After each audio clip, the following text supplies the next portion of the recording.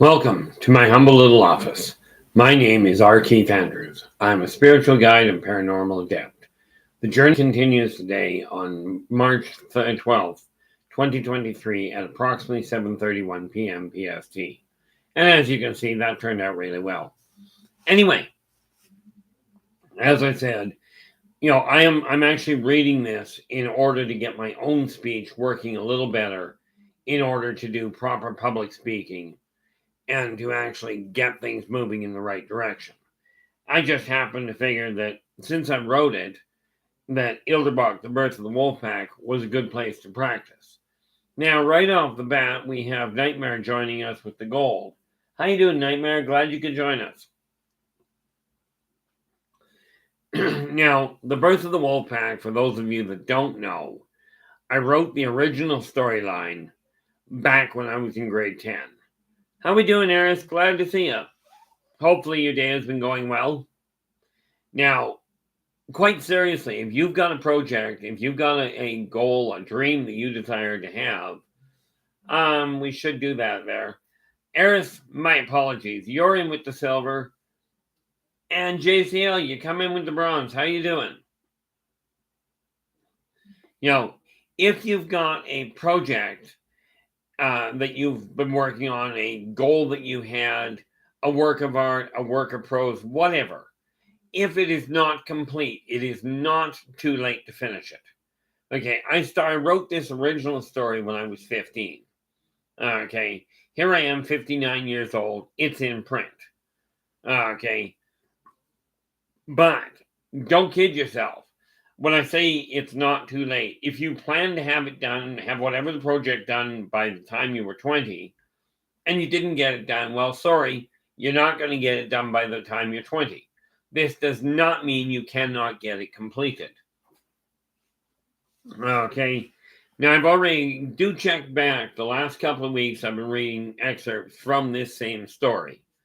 Okay. Today, we're going to look at the prologue and the first part of chapter 1. Okay.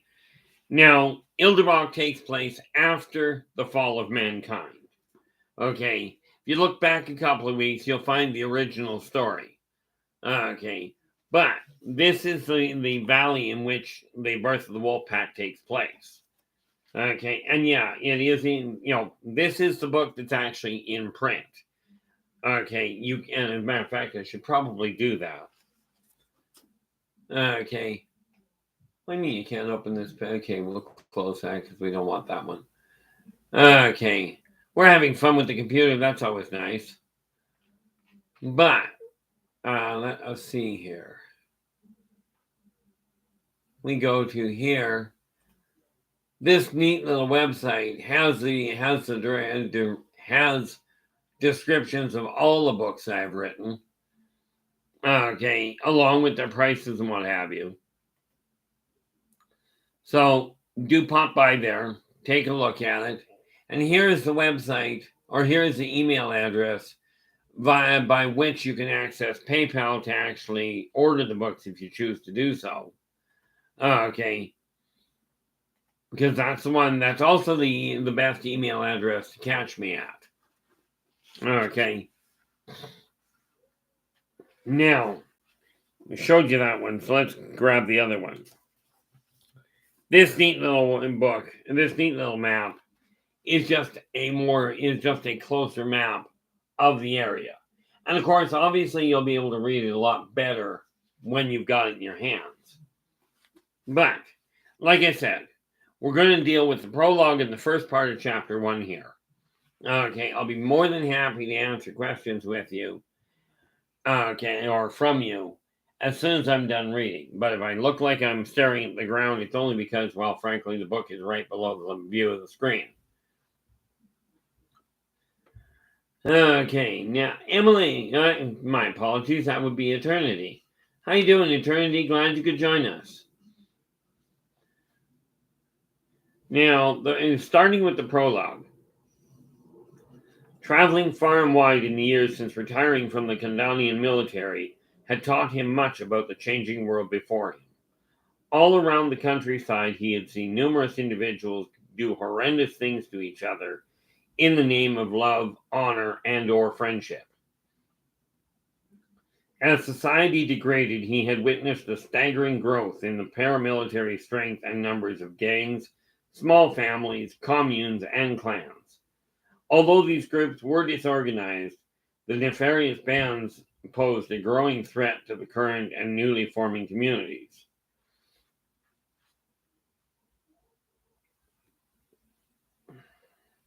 He had tried in earnest to calmly discuss and mediate the growing disagreements, virtually all to no avail. Above all, the restabilization of the interplanetary population was of the utmost importance at this time. In recent months, a new threat had emerged in the Onondaga Valley, one that posed a greater threat than ever before. During his travels, he had befriended many of the varying heritages and races.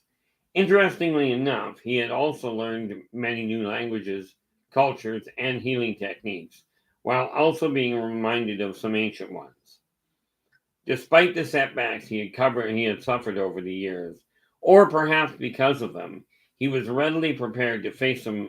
He was not readily prepared to face them alone once again. Thus it was that he had ended up in the situation he was now facing. There it was, not too far off in the distance. Casey's Bar and Grill. It had been years since he had been back in this neck of the woods, and things did not really look as though they had changed very much at all. Or had they? Now, this is the bar that is Casey's. Okay. As you can see, there's a stage here for entertainment. There's a fire pit way back here, and we have all kinds of seating. Okay. And of course, the all-important bar itself. Okay. Now, that being said, and again, I've got the pictures in here, these ones in color. Okay. Now, chapter 1. The early afternoon light of the spring equinox bathed Casey's in an almost surreal light. Opening the dilapidated door before him revealed an incredible image from ages past. The smoke hung lazily about the seemingly ancient-appearing rafters of Casey's Bar and Grill. The fine oak beams, long since yellowed with excessive nicotine and age, supported the second floor of one of the most well-known and subsequently active trading centers in this part of the world. An ornately carved solid oak bar, centered against the south wall, commanded the attention as one entered the room. Behind the bar, a series of heavy copper pipes extended out through some of the many holes in the walls. Prominently displayed across the entire front of the bar was an intricate hand-carved mural, specifically commissioned and autographed by Timothy Wilkes, an unparalleled artist from before the Great Collapse. The lifelike image depicted a dragon curled around a huge iron-bound chest, with the word Casey's adorning the front of this enormous coffer. A complex series of Celtic knots bordered the letters, further emphasizing the name for all to see. Hovering slightly overhead and to the left of the dragon was a long cylindrical UFO with two banks of windows, partially concealed by storm clouds stretching across the top of the majestic scene. Further enhancing the room's ambiance was a finely crafted staircase slowly climbing up the south wall and around the corner to the west wall as it worked its way gently upward to reach the second floor situated almost directly above the stage. Casey's had long ago been established as a rough and tumble place to get a drink, trade, get patched up, and or spend the night after a time exploring the ruins. It certainly had its own unique charm. His matted locks of shaggy blue-black hair descending from beneath a dark, wide-brimmed hat and draping over the shoulders of his weathered leather duster, parted the smoky haze as he entered the bar. Moving silently about, he watched the varied interactions of the people involved, just as he had been doing for as long as he could remember. With his left hand firmly grasping the remains of a tall, pre-ruined rye neat, and his pearly white showing clearly between his short yet full black beard and mustache, he often paused to talk to anyone who caught his attention, some of whom were not necessarily appreciative of the intrusion. With his facial hair partially covering the obvious heavy scarring on the right-hand side of his face, brought about by gunfire hitting too close to its mark, and the hilt of his ancient katana extending up over his right shoulder. His hyper-alert, steely dark gray eyes and well-tuned ears and nose took in almost all information. Strewn about the huge dirt floor were an assortment of freestanding tables and chairs. These ranged from large gnarled tree stumps and ragged card tables to tattered recliners and full-sized antique dining room ensembles. Much of this furniture had been clearly patched due to the extreme wear and tear and extraneous bullet holes and bloodshed of the modern world. A variety of electrical, flame, and solar-powered lights and candles permeated the room. The random bullet holes in the walls and ceiling let in natural light and a slight breeze, making Casey's a very comfortable, intimate watering hole in this brave yet harsh new world. As you can tell, fluent reading is not necessarily my strong suit. At any given time, Casey's was packed with men, women, children, and creatures from almost all walks of life and state of health imaginable. Most of the patrons could be heard talking, joking, and or fighting amongst themselves, thus creating a din of almost unbelievable magnitude. Many of the people were loaded for bear and armored extremely well, at least for the current state of the world. However, the greater majority were not. Their clothing ranged from tattered remnants of worn-out jeans and shirts to handmade leather, metal, and plastic armor, as well as complete state-of-the-art integrated armor from before the Great Collapse. Amongst the denizens of Casey's were assorted standard melee and custom-made weapons, firearms, some military paraphernalia, and even the occasional previously classified high-tech prototype. The overall atmosphere was that of a multitude of worlds colliding with each other in a cacophony of sensations, appearances, and sounds. This collage created an interesting scene, effectively meshing peace and tranquility with chaos and bedlam. At the back of the room, on the west wall, to the left of the north exit, covered with an old-fashioned blue tarp nailed over top of it, was the stage. The back of the stage was an acoustic work of art comprised of old car tops, hoods, and assorted metal panels, welded and or bolted together. The sound quality was beyond perfect and drew even more attention to the already active trading post.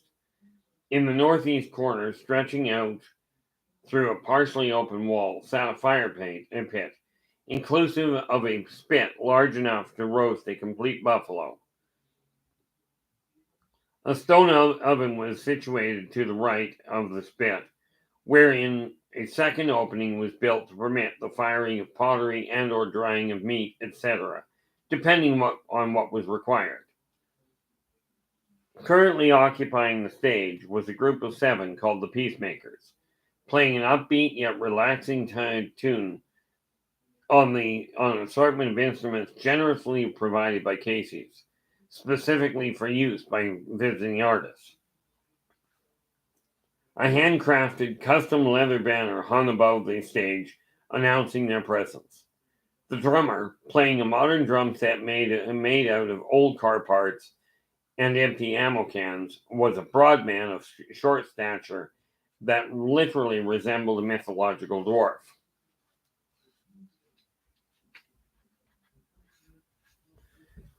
Complete with a full red beard and mustache, and the temperament to match.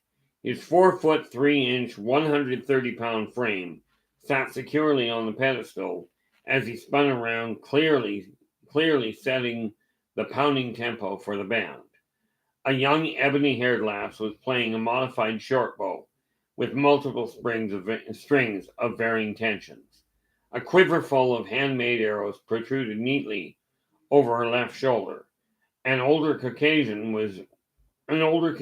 man was strumming bass on what appeared to be an old loom, while two of the lithest females and one of the more athletic males were performing aerial and floor combat maneuvers, some with weapons, in tempo with the music. Standing center stage, completely concealed in a full-length royal blue and blood red hooded robe, was the largest member of the Peacemakers, belting out the songs in an incredibly vibratory baritone, while the others added to the entertainment with their own velvety voices. The additional instruments set to the left of the stage were a motley combination of modern and pre-ruin. For instance, the xylophone comprised of worn-out gun barrels and a horn built from a salvaged muffler. There was also a clarinet-styled tailpipe, a washboard made out of an old radiator, and a tambourine consisting of grenade pins suspended on a metal hoop. In addition, there were a few antique instruments that Casey's owner had gone to great lengths to protect, including an ancient Stradivarius violin, a set of original Scottish bagpipes, and a pre-ruined mother-of-pearl embossed acoustic guitar. Assorted jugs, bottles, and a copper panpipe, and various apparent weapons intermixed amongst the rest of the instruments, and the musical possibilities were limitless. Seated at the pedestal table to the right of the fire pit, was a lone occupant, slight of build, wearing a sage green hooded cloak. Directly in front of the patron sat a uniquely designed, finely crafted steel goblet and a heaping plate of raw food. An ornately carved and etched antler-hilted dagger rested partially concealed under the stack of thinly sliced meat on the left side of the plate. Lying calmly at the patron's foot was a massively muscular yet elegantly graceful black panther, not unlike its companion, casually tearing at a haunch of fresh carcass. To the uninitiated, the scene may have been macabre, though it was definitely more than a little frightening. Fortunately for Jeremiah, he was a lot of things. However, inexperienced was not one of them. This was his world, and he felt quite relaxed and comfortable in this particular environment. Welcome to Casey's, miss. Jeremiah smiled with a knowing nod. Jade Kobayashi. She responded with a warm smile and a distinctly oriental accent. Her sparkling emerald green eyes clearly stood out, captivating the masses. Greetings, Jade. My name's Jeremiah Wollstrand. So, what brings you and your companion to Casey's, if you don't mind my asking? Just passing through on my way to rejoin the keepers, she replied in Mandarin. Without a moment's hesitation, Jeremiah switched to perfect Mandarin and carried on the discussion. Who, pray tell, are the keepers? He inquired, while cautiously admiring the majestic panther at Jade's feet, still working on its meal. They're the ones taking care of the animals the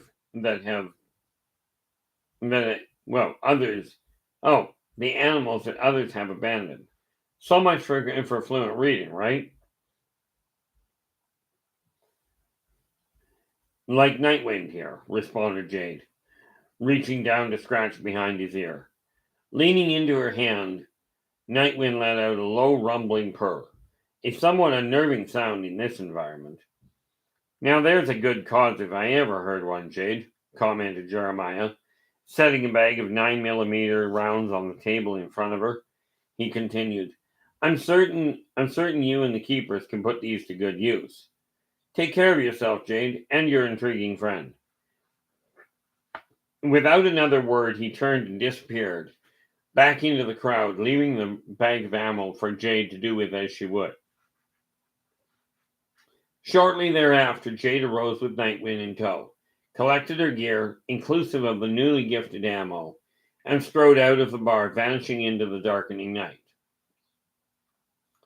As a result of the collapse of the world banking system some years prior, the barter system was certainly alive and well at Casey's and in the surrounding area. Bullets were the one commonly agreed upon currency. Needless to say, the people who knew how to hand load or make ammunition shells were highly coveted in all parts of the New World. Consequently, they were often very well compensated and superbly protected. Throughout the bar, deals were struck and monies exchanged in staggering amounts, despite the scarcity of money. How much for that longsword you're packing there, lad? 15 credits. You take 9mm rounds? Of course.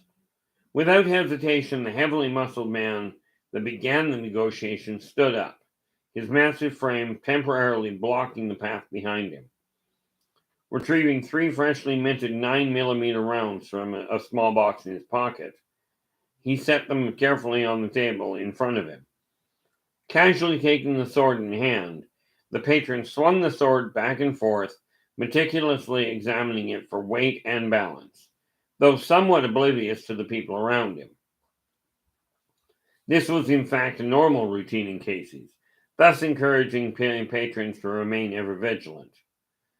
Hey, Scrag, watch where you're swinging that thing, cursed a nearby patron as he narrowly avoided the incoming blade. Ignoring the comment completely and determining that the sword was a good fit, the big man declared, Done. Done, confirmed the other gentleman. He shuttled the rounds into his pouch just below the level of the table, while the big man resheathed his new sword and wandered back into the crowd from whence he had come. Across the room, Jeremiah noticed another fight getting started. Probably another simple misunderstanding, he thought to himself as he took a savoring sip of his pre-ruin rye neat. It had been a very long time since he had been back in this part of the world, but it seemed that little had really changed since the last time he was here, including the modern form of entertainment. He had intended to simply stop for a quick drink before finding a room to getting cleaned up. To find a room and get cleaned up.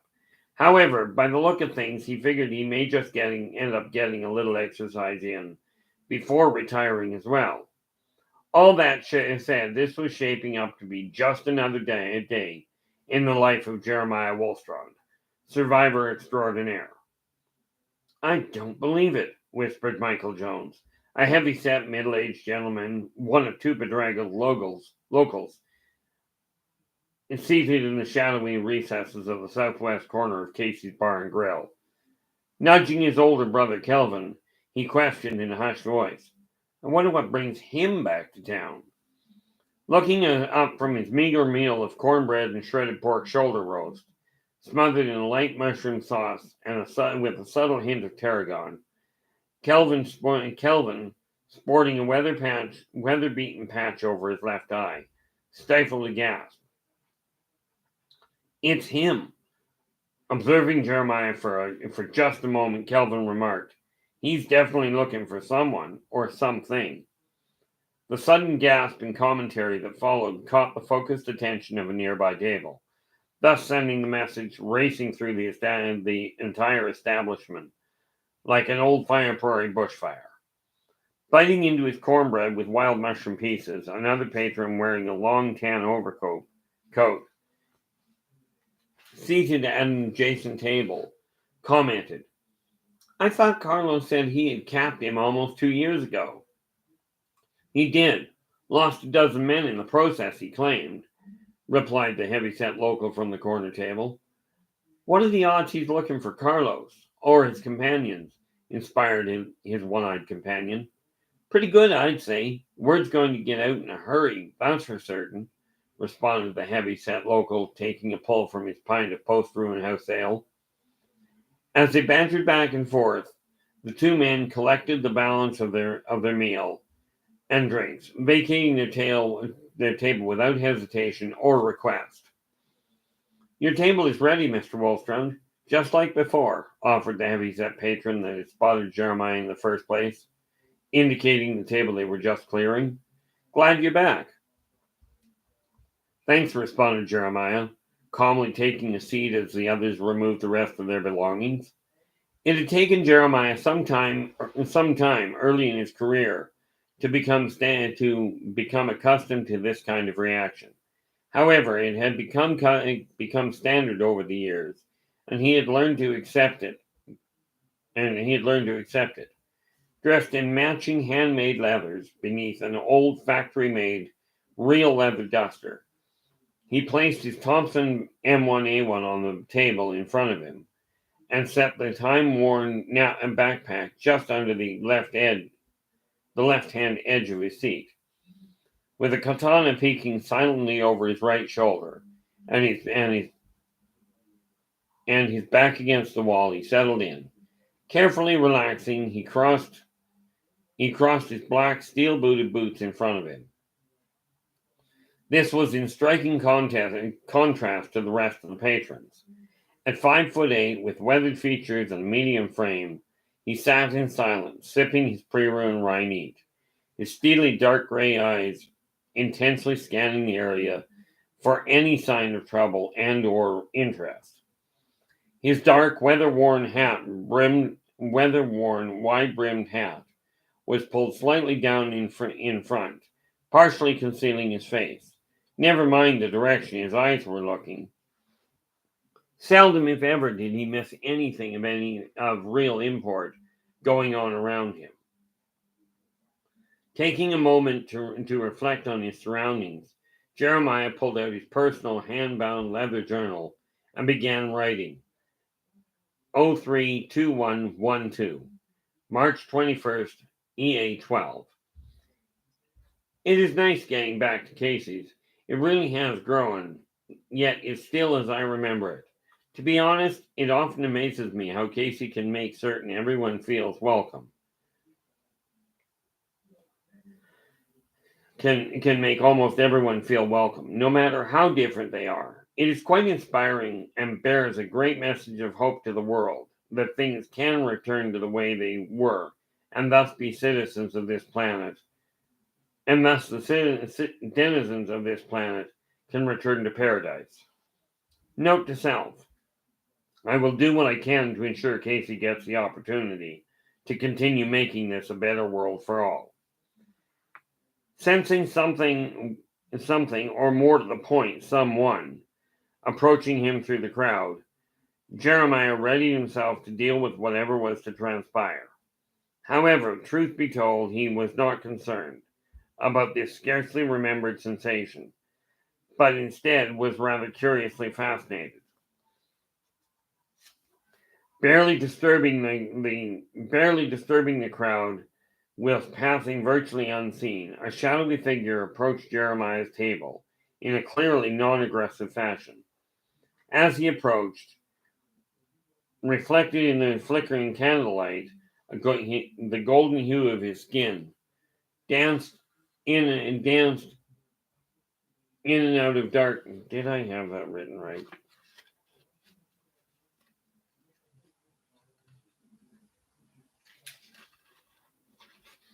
Danced in and out of the darkness like ice crystals glinting in full moonlight. Upon first glance, Jeremiah knew the style of the cloak, though he had not seen that cut for what seemed like eons. However, even at this distance, he was certain he recognized the specific cloak, and thus was racking his memory for the identity of the individual wearing it. It struck Jeremiah almost too late. The memories came flooding back, all in one fluid motion, just as the individual at his table arrived at his table without a sound. Now, here's the thing, guys. I was originally planning on ending it there. Okay, and ending today's reading there. But there is 1, 2, 3, 4. There are 5 pages left for the actual paragraph itself. Now, of course, the question to you guys is, do you want the last 5 pages of chapter 1 written or read, or would you rather wait until next week? And while you're thinking about that, we're just going to take a look here. And we have Arithmana. You are in here. No, let's see. Nightmare came in with the gold. Eris came in with silver. JCL came in with bronze. This means it means eternity. You came in with the honorable mention.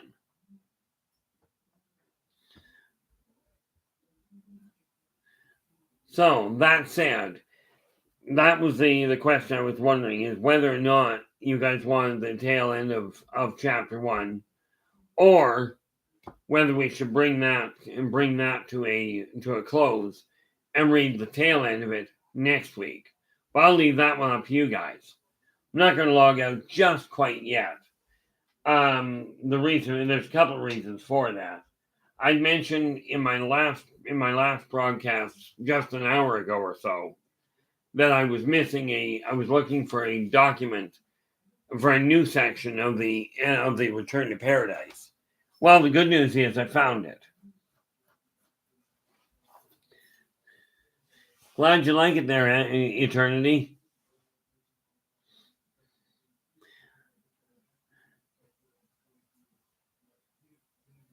Well, since we don't have a response here, like I said, I was coming on simply to get used to reading it, and reading myself. Because let's face it, I do not read fluently.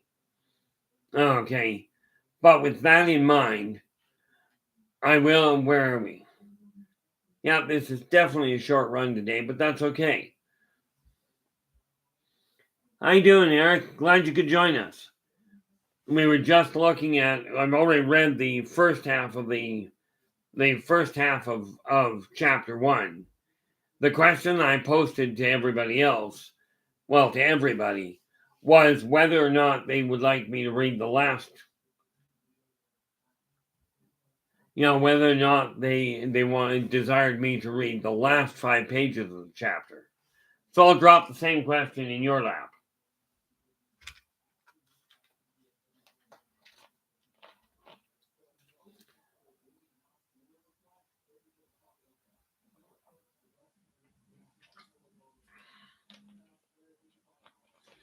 Okie doke. We will tie off the last 5 pages, which is what that won't do me any good.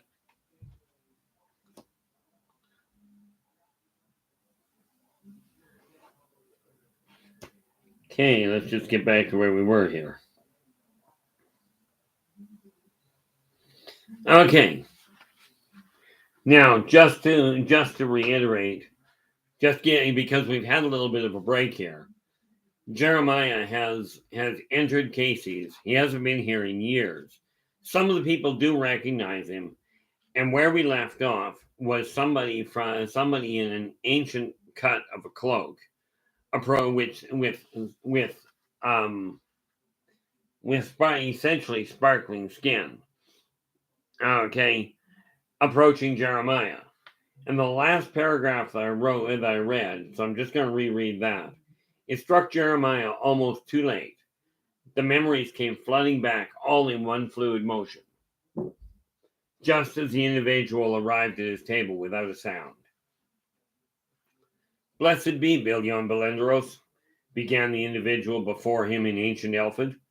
As I live and breathe, things are clearly happening faster than we were expecting, since you are here in the middle of it all once again.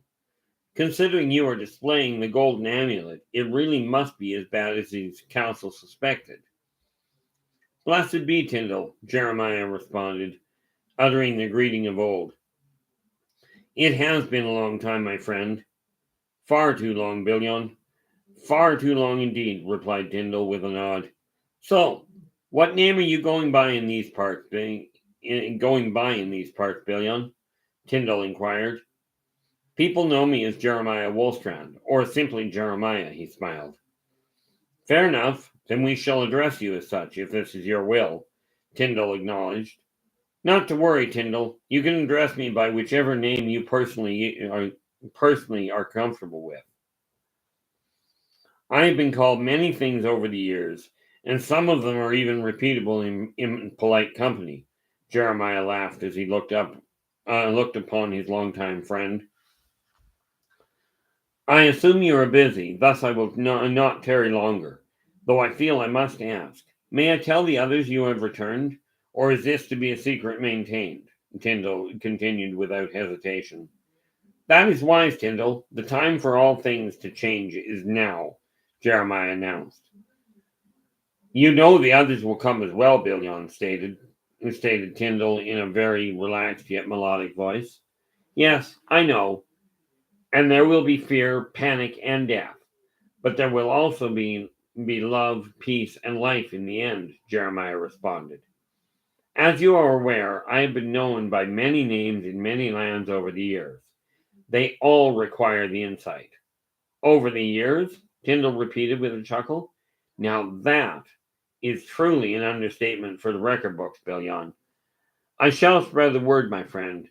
But do us all a favor. Find another reliable crew for support. We cannot afford to have you die yet again. That is why I am here, Tyndall, to track down the best motley crew of reliable misfits I have ever had the pleasure of working with since the great collapse, Jeremiah assured him. Coming from you, Billion, that is truly high praise, replied Tyndall. They are actually good people, Tyndall, Jeremiah said, though admittedly, when any one of them gets rolling, it often results in somebody getting severely hurt. Put them all together with a common adversary, and there is no functional way of telling what the final result or body count is likely to be. Well, aside from the very high odds that they will win one way or another. Understood, Billion. Fairly well, my friend. Until we meet again, confirmed Tyndall as he turned and disappeared back into the crowd without a trace, leaving Jeremiah to his own thoughts once again. Well, things are going to get interesting now that the council knows, Jeremiah mused in silence, letting his mind return to that fateful day ages ago, when he had first revealed his presence to those that would protect his home and the denizens thereof.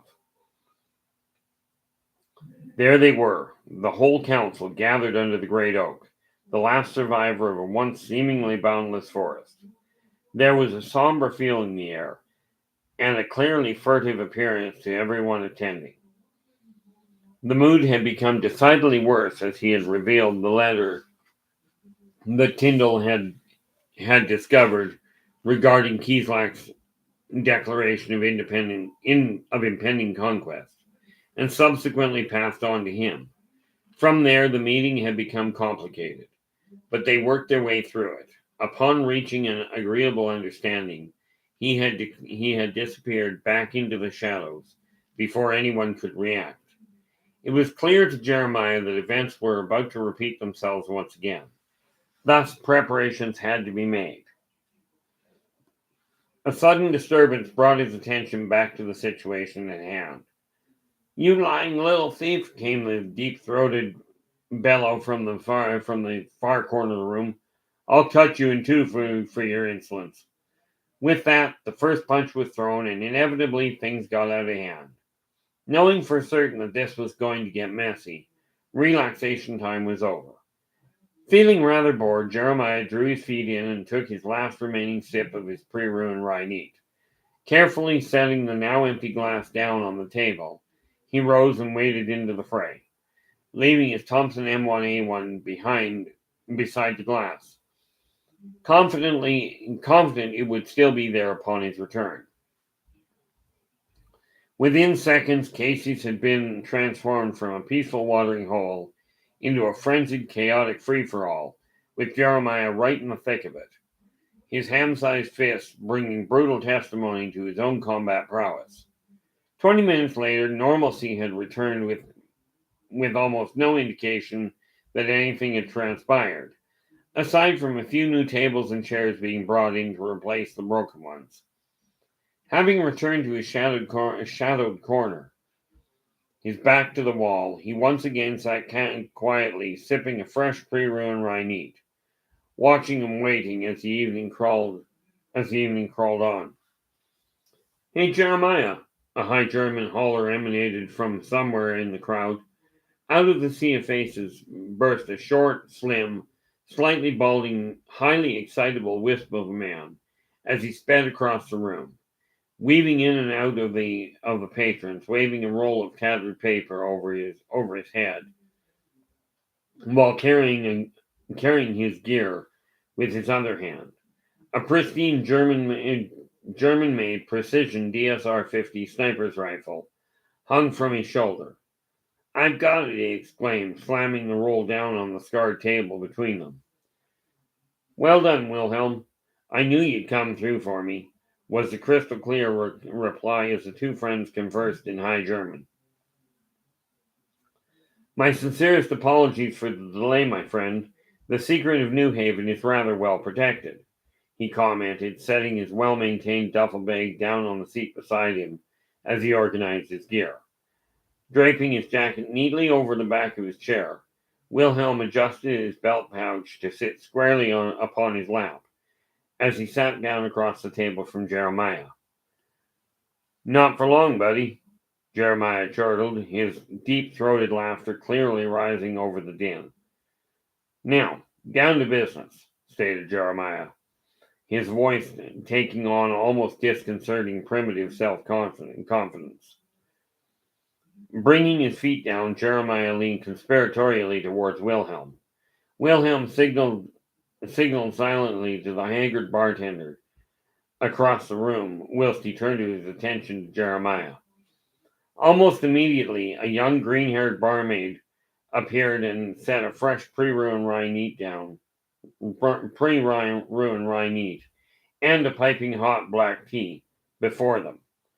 Without waiting for payment, her slender 5'6" athletic frame disappeared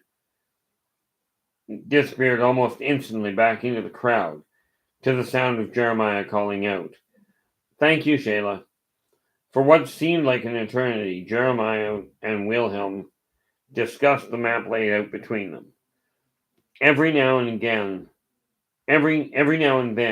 their normally hushed voices would rise to a fevered pitch, nearly audible at the next table over, yet all the while carefully concealing the paperwork from potentially prying eyes.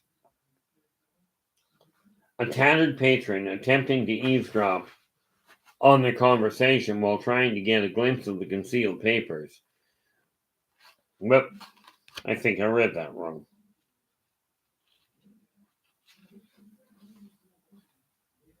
Yep.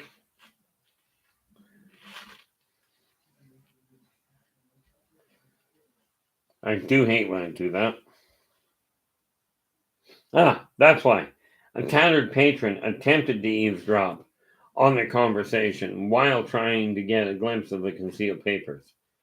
"You'd best focus your eyes elsewhere," dictated Wilhelm in English, with a heavy High German accent, his icy blue eyes barely disguising the fire behind them. In an instant, the patron averted his gaze and instantly busied himself with his own house ale.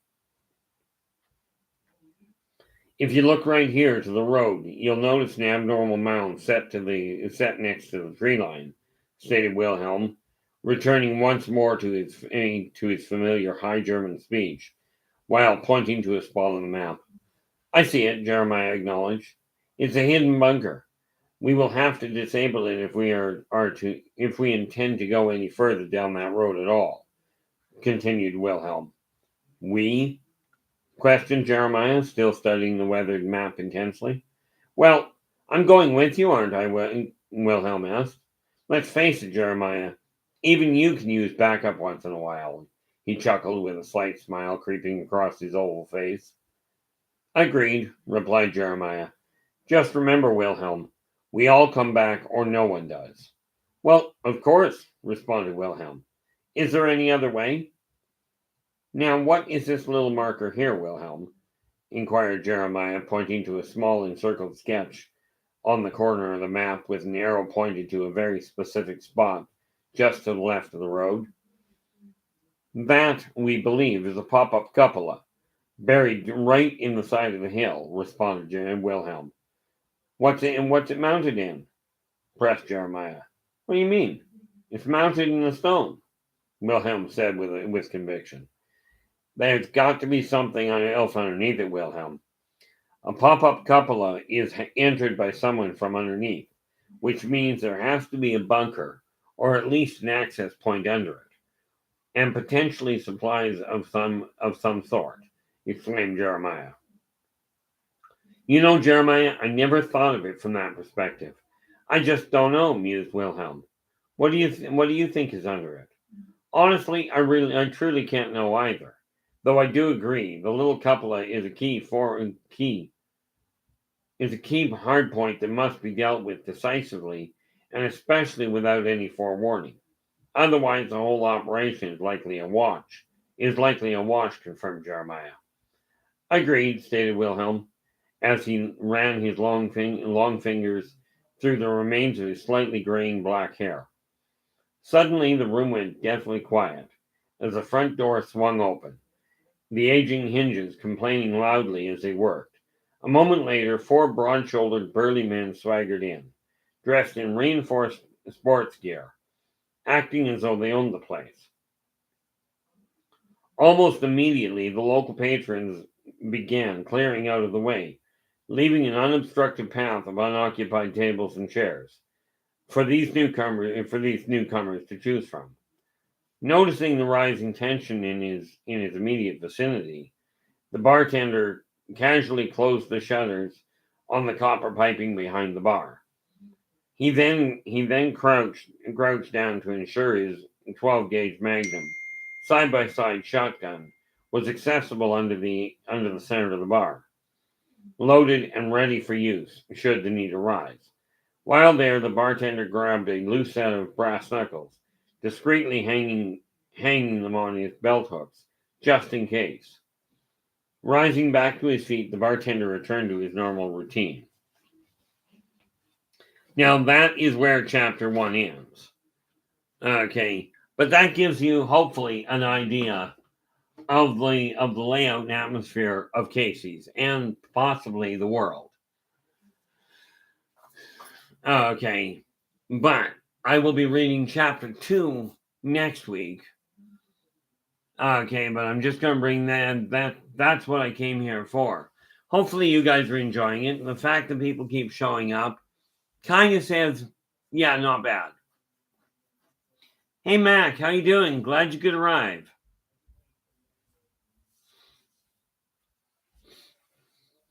You know, now I just have to get I wasn't planning on reading this. This is this is way down the road, because this is in book 12. Okay. But let's see if I can find what it was. It was just something that I was running on. I'm really happy with the way it's working out. I just have to find it here. I mentioned that I'd found it before. Now, of course, the question is that I've got asked is whether or not to divulge that little secret, because it's a character that hasn't even shown up. Well, Ferris doesn't actually show up until the Return to Paradise gets out anyway. So what I was debating whether I should, but what time are we here? We are sitting at, we have been here that long, have we? Anyway, guys, this basically means I've been on the air now for almost 3 hours today. So I do believe this is probably where I should bring this to a close. But thank you so much for joining me, guys. I will be back again, of course, tomorrow. What is tomorrow? Tomorrow is Monday. So tomorrow we are going to be looking at alien technology. Now, I will have really, really rudimentary pictures for some of it. Okay.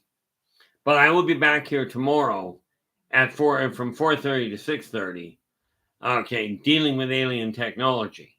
Now, understand something very important. Okay, and this really applies to the whole 9 yards. But this lad that you just heard about, Tyndall, you won't actually see him. Well, actually, you do, but he originated way, way, way back. And you'll find out more about him as time goes on. Same as Jeremiah. Okay, but I'm going to call this a night here and say thank you so much for sharing your time with me. If you do desire to get a hold of me, okay, there's a whole list of ways underneath this video you can get in touch with me. I posted my website and my email address by which you can actually pick this book and pick The Birth of the Wolf Pack up. And that said, I'm going to bring it to a close. So thanks so much. And I will talk to you next time. Until then, take care of yourselves and each other. And for pity's sakes, do be kind, do stay positive.